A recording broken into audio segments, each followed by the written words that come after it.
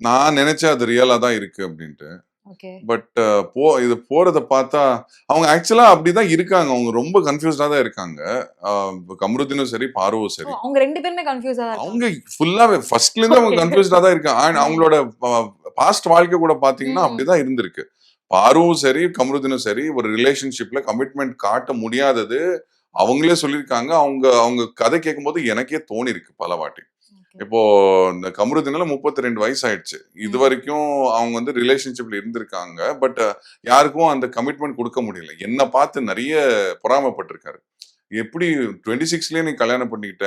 அது நானும் பண்ணியிருந்தா இந்நேரம் எனக்கும் குழந்தை குட்டி எல்லாம் ம். இருந்திருக்கும். என்னால கமிட்டே பண்ண முடியல. நான் ரொம்ப இதுவா இது வேணுமா? வேண்டாமா? வேணுமா? வேணாமா? அப்படின்னு யோசிச்சுட்டே இருப்பேன். அந்த ஆசிலேஷன்லயே இருப்பேன் அப்படின்னு சொல்லிட்டு இருந்தாரு. பட் ஃப்ரெண்ட்ஸ பொறுத்தவரைக்கும் அவர் ரொம்ப ஸ்ட்ராங்கா இருப்பாரு. ஃப்ரெண்டுனா அவனுக்கா நான் என்ன வேணா பண்ணுவேன். அதனால தான் வினோத்துக்கும் அவருக்கும் இருக்கிற ம். பாண்ட் அவ்ளோ ஸ்ட்ராங்கா இருக்கு. பட் இன் ரிலேஷன்ஷிப் பொறுத்தவரைக்கும் இஸ் வெரி வெரி வீக். எனக்கு நான் நான் கமிட் பண்ணுமா வேண்டாமா? அதே மாரி பாருவும்.